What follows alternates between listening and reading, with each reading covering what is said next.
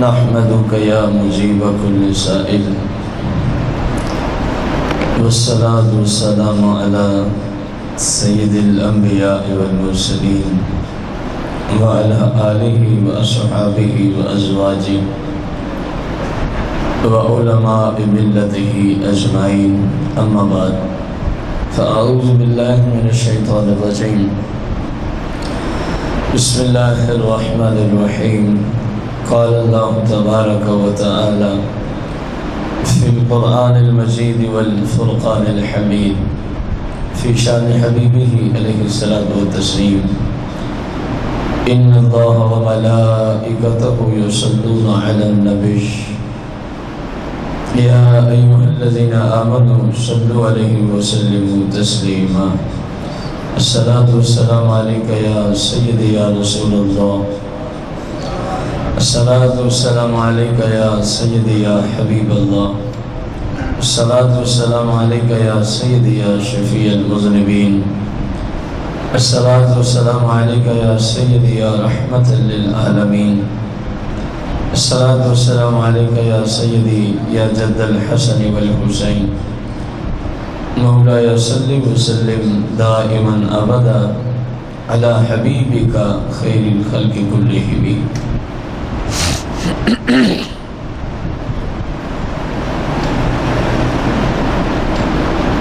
حمد و صلات کے بعد سامعین محتشم، ہمارے آج کے جمعۃ المبارک کے خطبے کا جو موضوع ہے، عرش اعظم کا سایہ کس کس خوش نصیب کو نصیب ہوگا، قسط نمبر 7، اور یہ اس موضوع کی آخری قسط ہے۔ حضرت سیدنا عقبہ بن عامر رضی اللہ تعالی عنہ روایت فرماتے ہیں، رسول کریم رؤوف الرحیم علیہ الصلوۃ والتسلیم نے ارشاد فرمایا، قیامت کے دن ہر شخص اپنے صدقے کے سائے کے نیچے کھڑا ہوگا۔ قیامت کے دن ہر شخص اپنے صدقے کے، تو جتنا زیادہ یہاں اللہ کریم کے راستے میں اللہ کریم کی رضا کی خاطر صدقہ کر کے جائیں گے، اتنا آگے سایہ زیادہ نصیب ہوگا، اتنا آگے سایہ زیادہ نصیب ہوگا۔ حضرت سیدنا ابو امامہ رضی اللہ تعالی عنہ سے روایت ہے، رسول کریم رؤوف الرحیم علیہ الصلوۃ والتسلیم نے ارشاد فرمایا کہ جمعۃ المبارک کے دن میری ذات پہ درود و سلام کثرت سے پڑھا کرو۔ درود و سلام ویسے تو ہر حال میں ہر وقت ہی درود و سلام کا حکم ہے، جیسا کہ صحیح میں ہے۔ اس حدیث کو روک کے ایک اور حدیث پڑھنے کا جو میرا کم از کم ذہن گیا، وہ اس لیے ہے کہ کہیں کوئی اس حدیث سے یہ نہ سمجھ لے شاید صرف جمعہ کے دن ہی درود و سلام پڑھنا ہوتا ہے، ایسی بات نہیں ہے۔ اس لیے میں دوسری حدیث اپنے اس موقع پہ عرض کرنے چلا ہوں۔ ایک صحابی رسول حاضر خدمت ہیں، عرض کرتے ہیں اپنے فرائض واجبات سنن مؤکدات اپنانے کے بعد میرے پاس جتنا وقت بچتا ہے، میں اس کا تیسرا حصہ آپ کی ذات پہ درود و سلام پیش کرتا ہوں۔ کیا میرا یہ معمول ٹھیک ہے؟ آپ علیہ الصلوۃ والسلام نے ارشاد فرمایا، یہ بھی اچھی بات ہے، اگر تو اس کو زیادہ کر لے تو تیرے حق میں بہتر ہوگا۔ اس نے عرض کی فرائض واجبات اپنانے کے بعد جتنا وقت بچے گا، آدھا وقت آپ کی ذات پہ درود و سلام میں، بقایا اوراد و وظائف آدھے وقت کے اندر ادا کر لیا کروں گا۔ فرمایا بڑی ہی اچھی بات ہے، اگر تو مزید زیادہ کر لے تو تیرے لیے بہتر ہے، تیرے لیے۔ اس نے پھر عرض کی جتنا وقت بچے گا میں اس کے 3 حصے فقط آپ کی ذات پہ درود و سلام اور 1 حصہ میں بقایا اوراد و وظائف۔ آپ علیہ السلام نے فرمایا بڑی ہی اچھی بات ہے، اگر تو مزید زیادہ کر لے تو تیرے حق میں بہتر ہوگا۔ اس نے پھر اب عرض کی کہ یا رسول اللہ پھر اس طرح ہے، میرے پاس فرائض واجبات کے بعد جتنا وقت بھی بچے گا میں وہ سب کا سب آپ کی ذات پہ درود و سلام پڑھنے میں ہی گزار دیا کروں گا۔ فرمایا اگر تو اس طرح کر لے گا تو اللہ کریم تیری ہر مشکل کو، ہر پریشانی کو، ہر مصیبت کو اس درود و سلام کی برکت سے تجھ سے دور فرما دے گا۔ اب یہ حدیث کیا بتا رہی ہے کہ ہر وقت ہر حال میں جتنا بھی وقت درود و سلام نہیں بسر کیا جائے، جتنا بھی وقت درود و، بلکہ میں نے کئی ایسے ائمہ مجتہدین فقہا کے بارے میں پڑھا، وہ جب حج اور عمرے پہ تشریف لے جاتے تو بس جتنی دیر بھی ارکان ادا کرتے رہتے وہ صرف درود و سلام ہی پڑھتے رہتے تھے، وہ صرف درود و سلام ہی، کیونکہ اس سے اچھا وظیفہ انہیں احادیث کی روشنی میں اور کوئی ملا ہی نہیں ہے، اور کوئی ملا ہی نہیں ہے۔ تو ادھر فرمایا کہ جمعۃ المبارک کے دن میری ذات پہ کثرت کے ساتھ کیا پڑھا کرو۔ اصل میں اس کا یہ مطلب نہیں کہ صرف جمعہ کو ہی پڑھا کرو، یہ جمعہ کا ذکر اس لیے فرمایا کہ جمعۃ المبارک فضیلت والا دن ہے۔ جمعۃ المبارک کس والا دن ہے؟ فضیلت و شان والا دن ہے۔ کیوں فضیلت والا دن ہے؟ ایام تو اور بھی ہفتے میں موجود ہیں، جمعہ کو فضیلت کیوں ہے؟ ہفتہ ہے، اتوار ہے، سوار ہے، منگل ہے، بدھ ہے، جمعہ رات ہے، جمعہ کو ہی کیوں فضیلت ہے؟ سیاہ میں اس کا جواب موجود ہے۔ آپ علیہ السلام نے فرمایا کیونکہ جمعۃ المبارک کے دن میں جناب سیدنا آدم علیہ السلام کو پیدا فرمایا گیا۔ جناب سیدنا آدم علیہ السلام کو کیا کیا گیا؟ پیدا کیا گیا۔ تو آپ کی پیدائش کی برکت سے یہ دن سارے دنوں سے برکت والا ہو گیا۔ یہ ہے آدم علیہ السلام کی پیدائش کا۔ ایک جانب کھڑے ہوں جناب آدم علیہ السلام اور دوسری طرف کھڑے ہوں جناب مصطفیٰ کریم صلی اللہ علیہ وسلم، ایک چیز کو نسبت آدم علیہ السلام سے ہو جائے اور دوسری چیز کو نسبت رسول کریم صلی اللہ علیہ وسلم کی ذات سے ہو جائے تو ان دونوں میں شان تو دونوں کی بڑی ہے، لیکن زیادہ فضیلت والی کون سی نسبت والی چیز کہلائے گی؟ جس کو آقا کریم صلی اللہ علیہ وسلم سے نسبت ہوئی ہے۔ تو سرکار نے دراصل امت کو اصول دیا ہے، فرمایا جس دن میں آدم علیہ السلام آئے وہ اچھا دن ہے، افضل و شان والا دن ہے، اور جس دن میں پھر آقا کریم آدم کے بھی آقا کریم تشریف لائے، پھر وہ جس طرح ادھر آدم کے آقا تشریف لائے ہیں اسی طرح جمعہ کا بھی سردار بنے گا تو وہی دن جس دن میں آقا کریم تشریف لائے ہیں، وہ پیر شریف کا دن۔ وہ کون سا دن ہے؟ پیر شریف کا۔ یہاں فقط سرکار نے امت کو اصول دیا ہے کہ نیک لوگوں کی برکت سے جس وقت میں ہے، جس دن میں ہے، جس روز آئے ان کی برکت سے اس کی شان بڑھ جاتی ہے۔ صرف اصول دیا ہے، بند نہیں کیا۔ فرمایا آدم تشریف لائے اس لیے اس کو فضیلت ملی ہے، تو جہاں آدم کے آقا و مولا تشریف لائے ہیں تو جیسے آپ کی شان فضیلت والی، اسی طرح وہ دن بھی زیادہ فضیلت والا بن جائے گا، وہ دن بھی زیادہ شان و فضیلت والا بن جائے گا۔ یہی وجہ ہے زرقانی شریف میں علامہ نے ایک بات لکھی ہے، میں یہ اپنی بات کو سمجھانے میں تاکہ کامیاب ہو جاؤں۔ مالکی المسلک کے ہیں زرقانی کے مصنف، آپ فرماتے ہیں کہ لوگوں لیلۃ القدر افضل ہے یا جس رات مصطفیٰ کریم تشریف لائے وہ افضل ہے؟ یہ سوال کیا آپ نے۔ حالانکہ قرآن مجید میں ہے لیلۃ القدر خیر من الف شہر، قرآن مجید ہے نا۔ آپ نے بھی یہ آپ کو بھی آتی تھی، آپ نے یہ سارے سوال کرنا ہی بتاتا ہے کہ آپ کو اس بات کا علم ہے، اور اتنا بڑا محقق، اتنا بڑا محدث، اور اس کو اس بات کا علم نہ ہو، ناممکن بات۔ جنہوں نے کئی جلدوں پہ رسول اللہ کی سیرت پہ احادیث کو جمع کر دیا، صرف سیرت پاک پہ کئی جلدوں میں عربی زبان کے اندر، کیونکہ اب خود عربی و نسل۔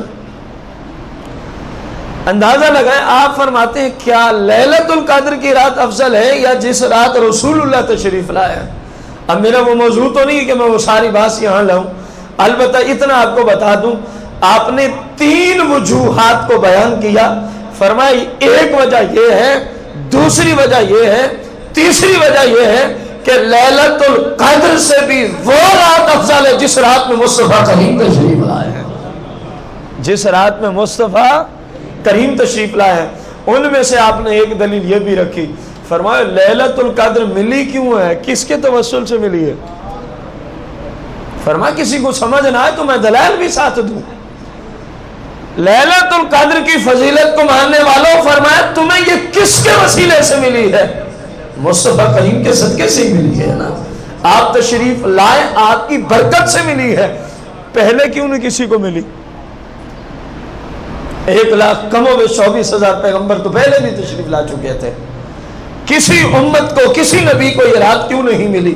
یہ دراصل مصطفیٰ کریم کا فیض ہے، آپ کا وسیلہ ہے، اور جن کے وسیلے سے ایک چیز مل رہی ہے اس کی فضیلت اپنی جگہ مسلم، اور جس رات میں خود وہ وسیلے والی ہستی تشریف لاتی ہیں، فرمایا وہ لیلۃ القدر سے بھی افضل والا ہے، کیونکہ آپ نہ آتے تو لیلۃ القدر ہی نہ ملتی، اگر آپ نہ تشریف لاتے تو لیلۃ القدر ہی نہیں ملنی تھی۔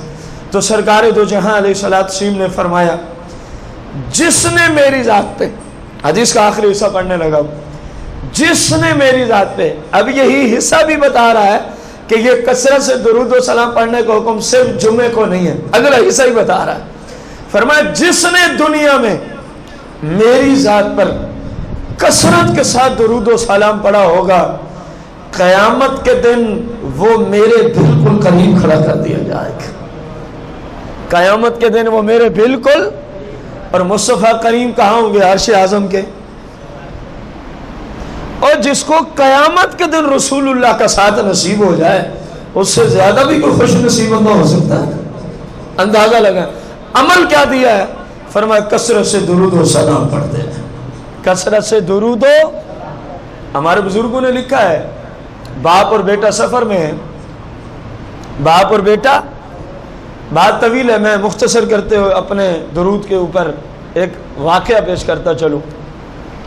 راستے میں باپ کا انتقال ہو جاتا ہے، مرتے ہی شکل بالکل کالی سیاہ ہو جاتی ہے، بالکل جس طرح کوئی گستاخ مر جائے نا، کالی سیاہ بھی ہوتی ہے اور کسی جانور کی شکل میں تبدیل بھی ہو جاتے ہیں مرنے کے بعد، اس کی جانور میں تبدیل نہیں ہوئی، فقط شکل کیسی ہو گئی؟ بالکل کالی سیاہ، بلیک کلر میں تبدیل ہو گئی۔ وہ بڑا پریشان ہوا بیٹا کہ پتہ نہیں ابا جی کے کیا معاملات ہیں، ابھی ہم نے دفن نہیں کیا، پہلے سے ہی شکل تبدیل ہو گئی ہے، کلر تبدیل ہو گیا ہے۔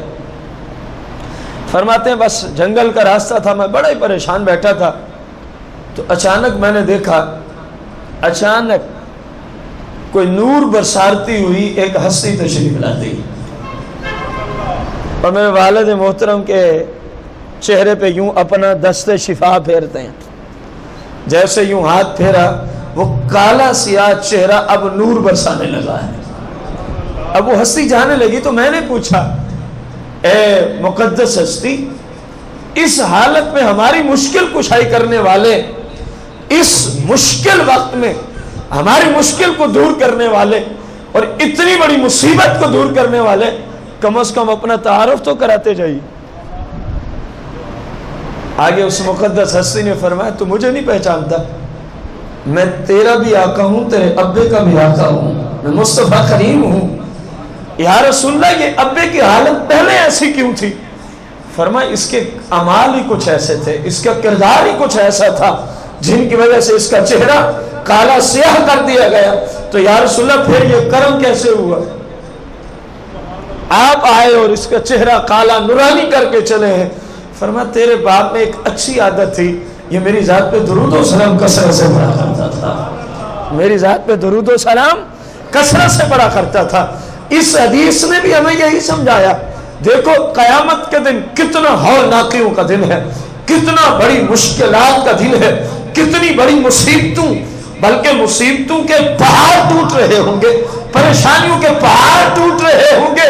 سرور دو جہاں مالک قول و مقام کی اس حدیث مبارکہ سے ثابت ہو رہا ہے، دنیا میں جتنی مرضی پریشانیاں آ جائیں، جتنا مرضی تکالیف مصیبتوں کے پہاڑ ٹوٹ پڑے، خدا کی قسم ہے قیامت کے دن جیسی مصیبتیں دنیا میں کسی میں نہیں آ سکتی۔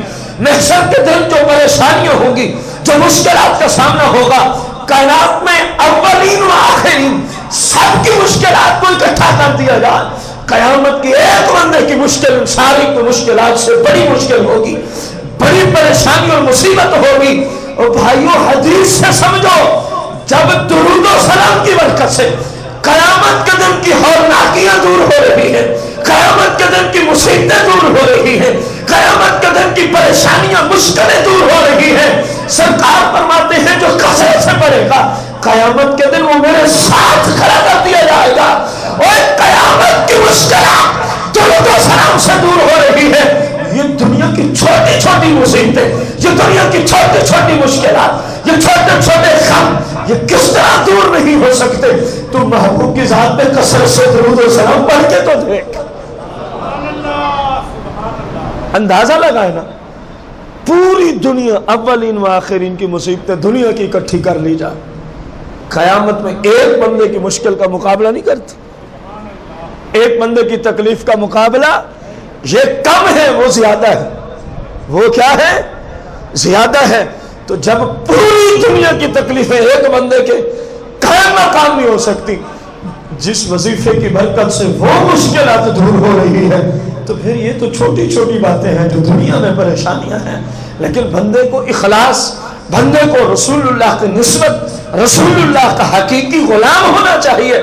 یہ نہ ہو کہ روزی حرام کی ہو اور کہیں میں تو 10,000 مرتبہ درود و سلام پڑھتا ہوں، جب درود و سلام والے نہیں کہہ دیا ہے کہ روزی اگر حرام کی ہے یہ تو نفلی عبادت ہے، فرمایا تو سجدے کرتے کرتے، رکوع کرتے کرتے، اتنی کثرت سے سجدے اور رکوع تو کرتا ہے کہ تیری کمر جھک گئی ہے، ٹیڑھا ہو گیا ہے رکوع اور سجود کرتے کرتے۔ فرمایا اگر تیری روزی حرام کی ہے، سن یہ درود و سلام والی ہستی بتا رہی ہے، فرمایا تیرا ٹھکانہ دوزخ کے سوا اور کوئی نہیں ہو سکتا۔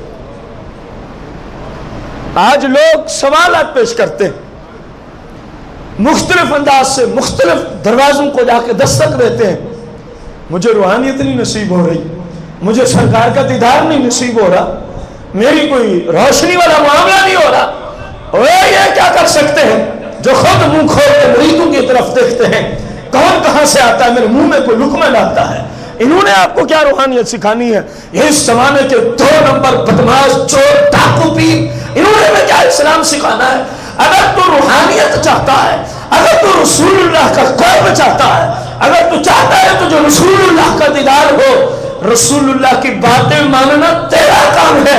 پھر 10,000 مرتبہ نہیں، ایک تسبیح تو سلام کی تو پر مصطفیٰ دیدار نہ کرے تو پھر کیا ہے؟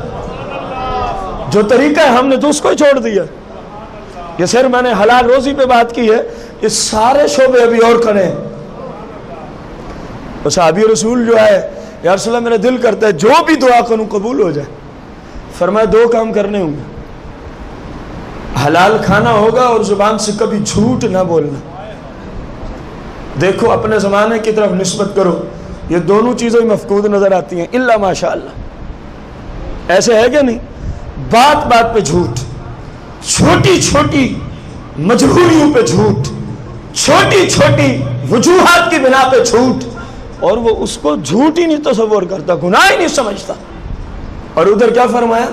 اگر تو یہ چاہتا ہے، دعا کب قبول ہوتی ہے؟ جب اللہ کی بارگاہ تک رسائی ہوتی ہے، اور اللہ کی بارگاہ میں رسائی کے لیے پہلے فرض ہے مصطفیٰ کریم تک بندے کی رسائی ہو۔ ڈائریکٹ تو کوئی نہ پہنچا ہے نہ کوئی پہنچ سکتا ہے، یہاں تو سرکار کی بارگاہ میں آ کے پھر کچھ سنا جاتا ہے۔ ڈائریکٹ والا کھاتا اسلام میں نہیں ہے، یہودی عیسائیوں کے مذہب میں وہ تو پتہ نہیں ہے، اسلام میں ڈائریکٹ نہیں سنی جاتی۔ دیکھیں نا، ابو بکر صدیق وہی بندہ ہے جو اسی مکے کا رہائشی ہے، قریشی خاندان کا بندہ ہے، سب کچھ وہی ہے، کوئی روشنی نہیں ہے۔ کب تک نہیں ہے؟ جب تک مصطفیٰ کے قدموں پہ جھکے نہیں ہے۔ جب جھکے ہیں تو سرکار نے بلند فرما دیا ہے. جھکنے سے کچھ بنا کہاں؟ اللہ کو سجدے تو پہلے بھی کرتے تھے, اللہ کی توحید کے تو پہلے بھی قائل تھے, کوئی بت پرست تو نہیں ہے. یہ تو وہ مقدس ہستی ہیں جب تک زمانہ جاہلیت کی بات, اسلام کا پیغام نہیں آیا تھا. ابو بکر صدیق وہ مقدس ہستی ہیں, آپ تو اس وقت بھی شراب سے متنفر تھے, حالانکہ اس وقت حرام نہیں تھی, منع نہیں تھی, اس وقت بھی اللہ کی توحید کو ماننے والے ہیں, لیکن روشنی نہیں ہے, روشنی رسائی نہیں ہے. جب مصطفیٰ کے ہاتھ میں ہاتھ دیا اور قدموں پہ جھکے, ادھر جھکنے کی دیر تھی, سرکار نے عرش اعظم تک اٹھا کے رکھ دیا. تو ثابت ہوا. اسی طرح تمام صحابہ کی مثالیں ہیں کہ سرکار کے بغیر گزارا نہیں ہے, سرکار دو جہاں کے بغیر گزارا نہیں ہے. آپ نے خود فرمایا میرا اور آپ کا کیا گزارا نہ ہو. سرکار نے تو اتنے تک فرمایا اگر آج جناب موسیٰ بھی ہوتے نا, اللہ کا پاک پیغمبر, فرمایا میرے بغیر تو آج موسیٰ کا بھی گزارا نہ ہوتا, انہیں بھی میری ذات پہ کلمہ پڑھنا پڑتا, انہیں بھی میری ذات پہ. آج ابراہیم علیہ السلام ہوتے, میری ذات پہ کلمہ پڑھے بغیر, میری نسبت کے بغیر, تو ابراہیم کا بھی آج گزارا نہ ہوتا. تو عام بندے بیچارے کہاں جائیں گے جب تک آپ کی نسبت نہیں ہوگی, جب تک آپ کا فیض جاری نہیں ہوگا. اور فیض کے لیے کیا کام کرنا پڑتا ہے؟ آپ کی دی ہوئی تعلیمات کے مطابق عمل. دیکھو یہ جو کہتے ہیں, کوئی مصر میں بیٹھا ہے اور جملے کیا بولتا ہے, جب بھی دل کرتا ہے بس یوں ہاتھ بڑھاتا ہوں تو سرکار کی قبر تک پہنچ جاتا ہے. بیٹھا مصر میں, کہتے جب دل کرتا ہے زیارت کو بس میں یہیں سے ہاتھ بڑھا دیتا ہوں, سرکار کی قبر مبارک تک پہنچے ہوئے. بندہ ہندوستان میں کھڑا ہے, دل کرتا ہے بغداد پہنچنے کو, کہتا ہے چلو عصر کی نماز پڑھ کے پھر چلیں گے. عصر کی نماز پڑھی ہندوستان میں, قدم ایک اٹھاتا ہے, ایک نیچے ہندوستان میں ہے, جب دوسرا رکھتا ہے تو بغداد پہنچا ہوا ہے. میں پوچھتا ہوں یہ روحانیت کیسے جاری ہوئی تھی, یہ فیض, یہ روشنی, یہ مصطفیٰ کا خاص فیض کیسے جاری ہوا تھا؟ آپ ان نفوس قدسیہ کی سیرت کا مطالعہ کرو, آپ کو سمجھ آ جائے گی کیسے جاری ہوا تھا. انہوں نے رسول اللہ کی تعلیمات کے مطابق زندگیاں گزاری تھی, انہوں نے سرکار دو جہاں کی لائی ہوئی تعلیم پہ عمل کر کے دکھایا تھا. عمل کر کے, اور ہم نماز بھی نہ پڑھیں, روزہ بھی نہ رکھیں, حلال روزی کا اہتمام بھی نہ کریں, پڑوسیوں کے حقوق بھی ادا نہ کریں, الغرض کوئی ہمارا صحیح کام نہ ہو, اور صرف درود و سلام پڑھ کے یار ہمیں تو زیارت ہی نہیں ہوتی. تو آپ نے رسول اللہ کی مانی کب ہے کہ وہ آپ کو زیارت کرائیں؟ بات سمجھ میں آنے والی ہے کہ نہیں؟ جس چیز سے آپ نے منع فرما دی, ہماری حالت ہے ہم 24 گھنٹے وہی کریں. مثال کے طور پر مرد کو حکم ہے جو بالغ ہے, عقل مند ہے, مسلمان ہے, چھوٹی سی مثال رکھنے لگا ہوں کہ ہر حال میں اس کے جو ٹخنے ہیں نا, گٹے, وہ ننگے ہونے چاہیے ہر حال میں. یہ ہے شریعت اور سنت. اور عورت کو کیا حکم ہے؟ ہر حال میں چھپے ہوئے ہونے چاہیے, ہر حال میں. ہمارے زمانے میں حالت کیا ہے؟ نظام الٹ. جن کو حکم تھا چھپا کے رکھو, انہوں نے 1.5, 2, 3 انچ نیچے نظام کو جانے دیا, سلوار ہے یا چادر پہنتے ہیں. اور جن کو حکم تھا ننگے کرو, انہوں نے ڈھانپ دیے. جن کو حکم تھا چھپا کے رکھو, وہ آدھی پنڈلی تک ننگی ہو گئی. اور رونے کا مقام یہ ہے, ہم باتیں سنتے ہیں لیکن ہمارے گھروں میں وہ سب کچھ ہو رہا ہوتا. سب سے بڑا رونے کا مقام یہ ہے. اب تو مسلمان ملک میں مسلمانوں کا سکول کچھ ایسے ہیں جہاں بچیوں کی وردیاں ایسی ہیں, ادھر آدھی پنڈلی ننگی ہے تو ادھر پوری اس کا پورا بازو ننگا ہے. میرے بھائیوں غور کرو, اگر اس بچی کو 15-16 سال ہم نے ایسے لباس کے اندر بھیجا, پھر آپ کہے بیٹا پردہ بھی کوئی چیز ہوتی ہے, وہ کہے گی ابا تیرا دماغ خراب ہو گیا. کیونکہ 16 سال تو ہم نے اس کو یہودیوں جیسا لباس پہنایا, عیسائیوں کی عورتوں جیسا لباس پہنایا. آج جو والد صاحب کہیں بیٹی پردہ بھی کوئی چیز ہے، وہ کیا کہے گی؟ ابا تیرا دماغ خراب ہو گیا، جو 16 سال کی عادت آپ نے ڈالی ہے وہ ایک جملے سے کیسے ختم ہوگی؟ اور ہمارے مسلمان بہن بھائی خوش ہو کہ ان سکولوں میں بچوں کو داخل کرواتے ہیں، پیسے بھی دیتے ہیں اور بچوں کو جہنم میں جانے کے طریقے بھی سکھاتے ہیں۔ یہ میں نے صرف لباس پہ بات کی ہے، ابھی جو سکولوں میں ہوتا ہے وہ بہت کچھ ہے، وہ الگ کھڑا ہے۔ اور خوشی سے کہتے ہیں میری بیٹی تو فلاں سکول میں پڑھتی ہے۔ کبھی یہ بھی دیکھا کہ وہ کتنے گندے کام کرا رہے ہیں تیری بیٹی سے؟ یہ سکول کا پڑھنا فرض ہے؟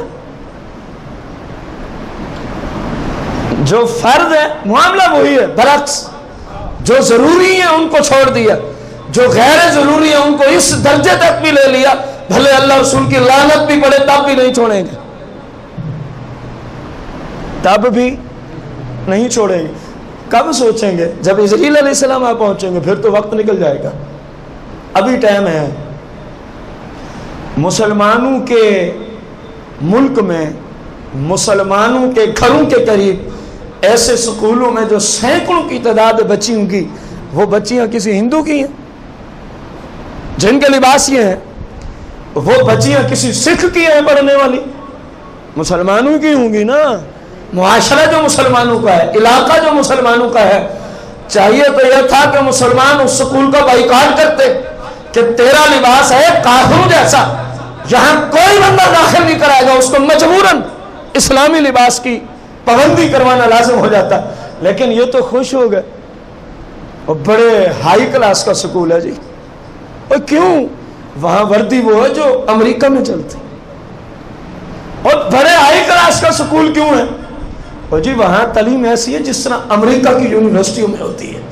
اور تو امریکہ پہ کلمہ پڑھتا ہے یا مدینے والی سرکار پہ پڑھتا ہے؟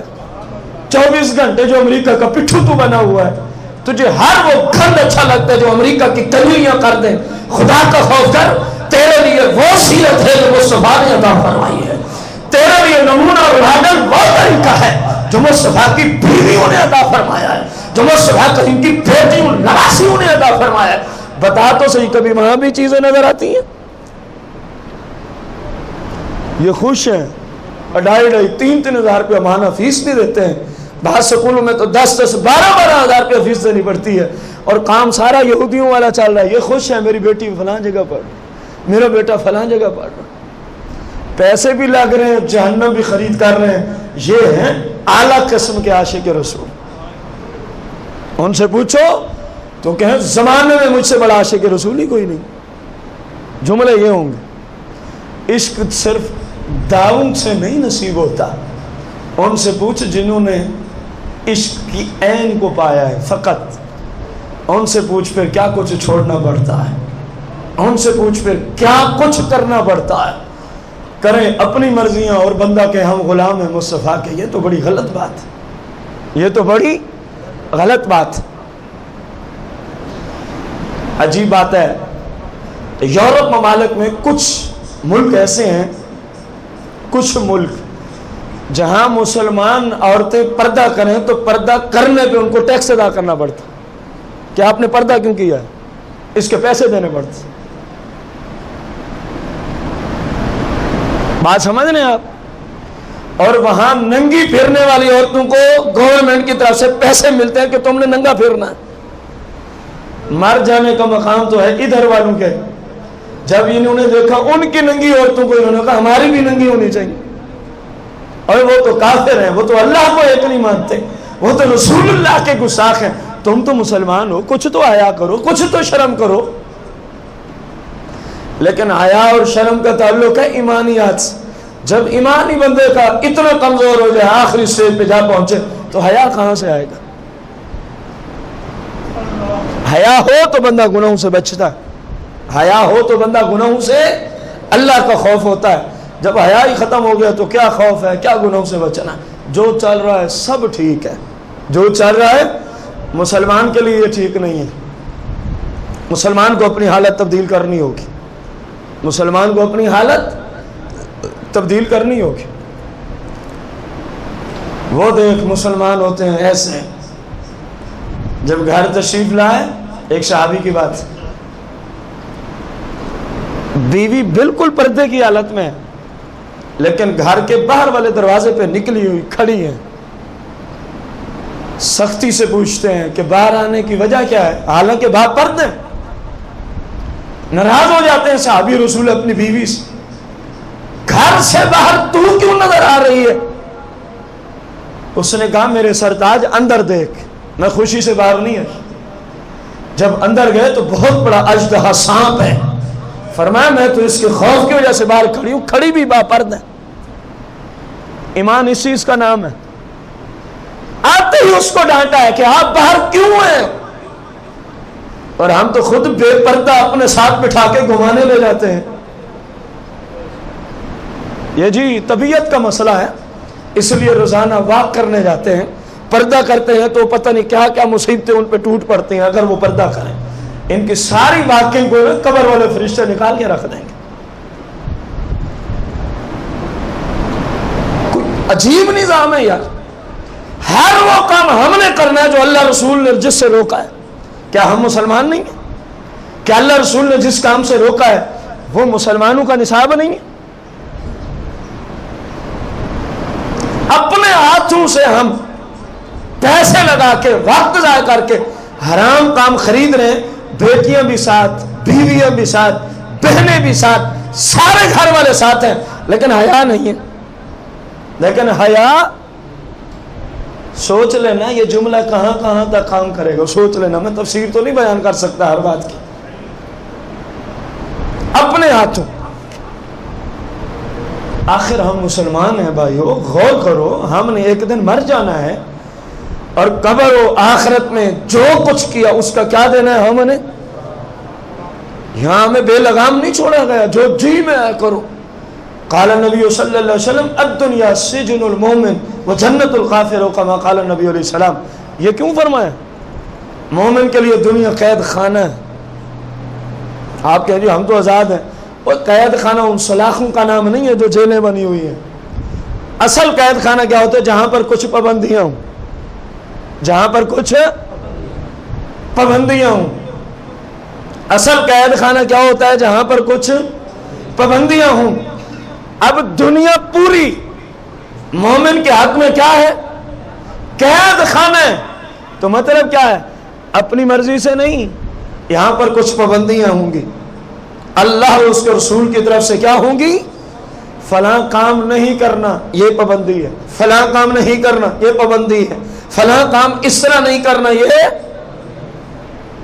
ہم نے کس پابندی کو اپنے اوپر لاگو کیا؟ ہم نے کہا نہیں، وہ جنت الکافر، جو اگلا حصہ ہے ہمارے لیے دنیا وہ ہے۔ فرمایا یہ دنیا کافروں کے لیے عیش و عشرت کی جگہ ہے، کافروں کے لیے عیش و عشرت کی، مسلمان کے لیے نہیں۔ وہ فاروق اعظم رو پڑے تھے نا اس دن جب آئے سرکار علیہ الصلوۃ والتسلیم، ایک چٹائی مبارک پہ تشریف فرما ہے، آرام فرما رہے، اور پشت مبارک سے قدر کپڑا ہٹا ہوا ہے۔ ظاہر ہے آپ جیسا نرم و نازک جسم تو جنت کی حوروں کا بھی نہیں ہے، تو چٹائی پہ آرام فرما ہوں، نیچے کوئی کپڑا نہیں، کوئی گدا نہیں، کوئی چیز نہیں۔ فاروق اعظم نے دیکھا تو چٹائی کے نشان مبارک پشت پہ بنے ہوئے ہیں۔ فاروق اعظم رو پڑے، یا رسول اللہ یہ بڑے بڑے بے ایمان کافر اتنی عیش و عشرت کرتے ہیں اور آپ تو دونوں جہانوں کے مالک ہیں، آپ کی یہ حالت۔ سرکار نے فرمایا عمر گھبرانے کی ضرورت نہیں ہے، مومن اور مسلمان کے لیے عیش و عشرت دنیا نہیں ہے، آخرت ہے۔ فرمایا ان بے ایمانوں کا وہاں کوئی حصہ نہیں ہے، آخرت کے ہم ہی مالک ہوں گے، آخرت کے ہم ہی مالک ہوں گے۔ اسی حدیث سے ہی بندہ اندازہ لگا کہ ہمارا طرز عمل کیا ہے اور رسول اللہ کی سیرت ہمیں کس طرز عمل کی طرف بلا رہی ہے۔ سرور دو جہاں مالک کون و مقام صلی اللہ علیہ وآلہ وسلم کا فرمان علی شان ہے۔ سیدنا عبداللہ بن عمر رضی اللہ عنہما مرفوعاً روایت کرتے ہیں۔ حدیث مرفوع وہ ہوتی ہے جس کی سند سرکار کی ذات تک جا پہنچے، آخری راوی کہے سمعت رسول اللہ صلی اللہ علیہ وسلم، میں نے خود سرکار سے سنا ہے، اس کو حدیث مرفوع کہتے ہیں۔ یہ حدیث مرفوع ہے، گویا عبداللہ بن عمر رضی اللہ عنہ نے خود رسول اللہ سے سنی ہے۔ کیا سنا ہے؟ سرکار دو جہاں علیہ السلام نے فرمایا جب قیامت کا دن ہوگا، جب قیامت کا، اب مسلک کے غیور علماء اور طلباء گھبرا نہ کرو دنیا کے حوادثات سے، لوگوں کی گفتگو سن کے، کیونکہ جس کو گھر سے کھانا بھی نہیں ملتا اس کی زبان بھی اپنے امام پہ چلتی ہے، جس کو گھر سے صحیح معنوں میں کوئی بلاتا بھی نہیں ہے وہ بھی اپنے امام پہ انگلیاں اٹھاتا ہے۔ جہاں اٹھاتے ہیں، اٹھاتی ضرور ہے لوگ، اندازہ لگائیں ان لوگوں کو پیغام ہے رسول اللہ کی حدیث کی روشنی میں، یا وہ علماء جو بیچارے دنیا میں نہ جانے کن کن مشکلات کا ان کو سامنا ہوتا ہے، شریعت پہ چلیں تو تب مشکلات کا سامنا، تبلیغ کریں تو تب مشکلات کا سامنا۔ جو حقیقی علماء ہیں میں ان کی بات کر رہا ہوں، جو ہر دیکھ کا چمچا ہے اس بدمعاش جیسا ذلیل تو قیامت کے دن کسی نے ہونا ہی نہیں ہے۔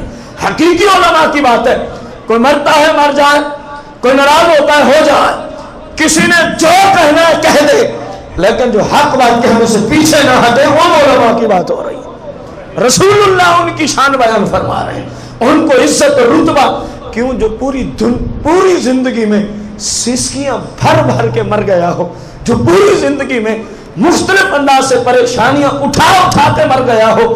کیا خیال ہے سرکار بھی تو اس بندے کی مشکلات کو دیکھ رہے ہیں، اور یہ ساری پریشانیاں صرف اس لیے ہیں کہ وہ اپنے محبوب کی شریعت پہ چل رہا ہے، اپنے محبوب کی شریعت کا پیغام پہنچا رہا ہے۔ اب سرکار علیہ السلام کا تمہارے لیے ایک بہت بڑا خوشی کا پیغام ہے، علماء اور طلباء جو حقہ ہے بعمل ہے ان کے لیے سرکار کا یہ فرمان۔ سرکار نے فرمایا جب قیامت کا دن ہوگا، کون سا دن ہوگا؟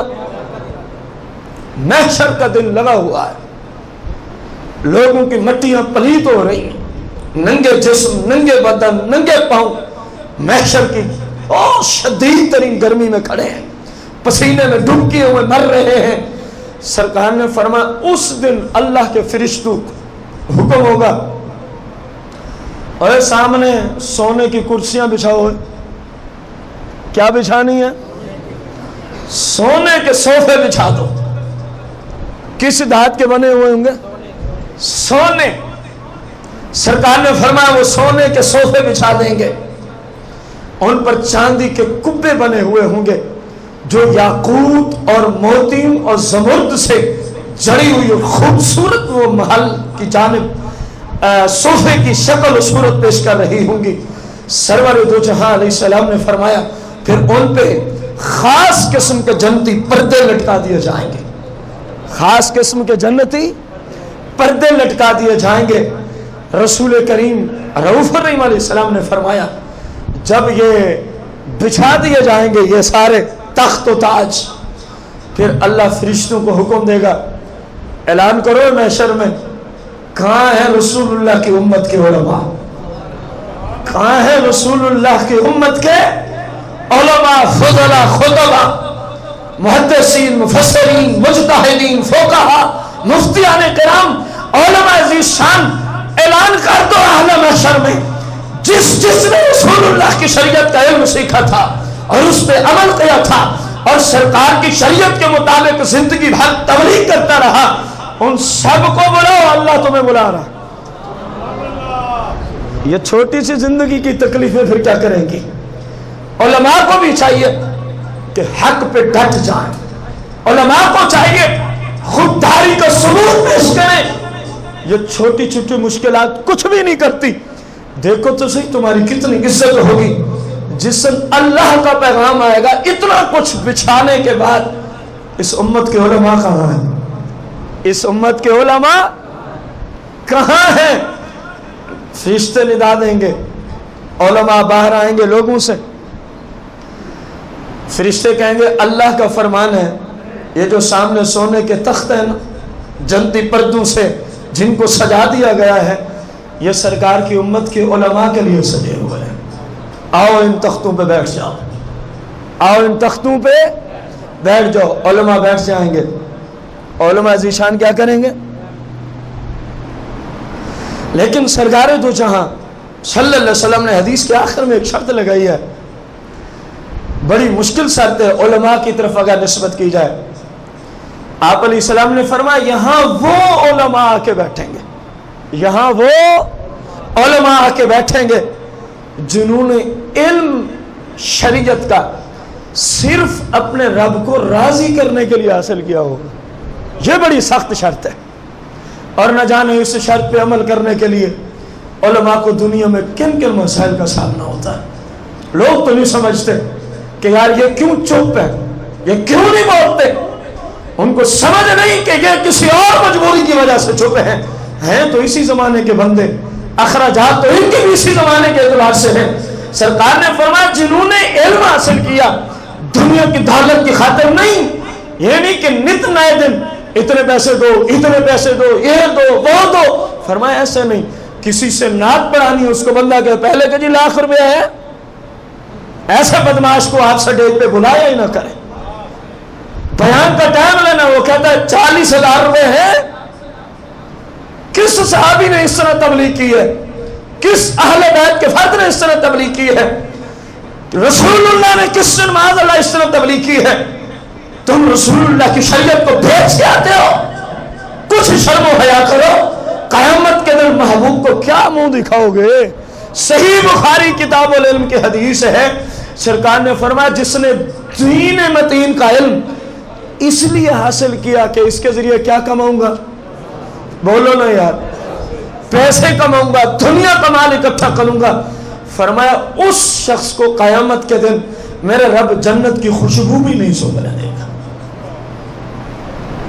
यह सही बुखारी किताबुल इल्म की हदीस।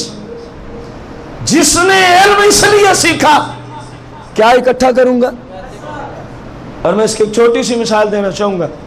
हमारे यहाँ हिफ्ज़ करा दिया जाता है, क्या करा दिया जाता है, और घर वालों के जुमले होते हैं, बस आगे दर्स निज़ामी में नहीं जाना। क्यों अब्बा जी, आप रोजी कमाने के काबिल हो गए, आगे जो इंतजामिया है वो तेरे जैसी बुद्धू है, आप रोजी कमाने के काबिल हैं। उन्होंने कब पूछना है कि आपने आलिम दीन का कोर्स भी किया कि नहीं किया, वो तेरे जैसे ही है। जाए किसी मस्जिद में जाकर इमाम खड़े हो जाए, बस रोजी कमाने का नज़ीम शुरू हो गया। हो रहा है इस तरह के नहीं हो रहा। बेटा क्यों आपने 10 साल लगाने, क्यों आपने 12-14 साल इल्म सीखना है। वो जिन्होंने रखना है वो भी तेरे जैसे हैं। उन्होंने नहीं पूछना कि आलिम है कि नहीं है, उन्होंने तो कहना बस ठीक है आ जाओ, इमामा है, दाढ़ी शरीफ है, बस ठीक है, मुफ्ती आजम पाकिस्तान जिंदाबाद। यही कुछ हमारे इदारों में हो रहा है, और इसी वजह से लोगों तक दीन का सही पैगाम नहीं पहुंच रहा। क्योंकि अवाम उन्नास के लिए 2 ही ज़राए हैं हमारे ज़माने में दीन सीखने के। एक मसाजिद